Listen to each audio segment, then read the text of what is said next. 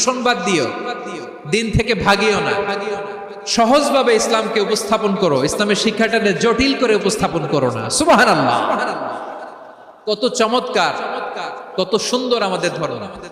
তিনি বলেছেন সহজ করো, কঠিন করো না, সুসংবাদ দাও, মানুষকে দিন থেকে ভাগিও না। সুবহানাল্লাহ বলেন।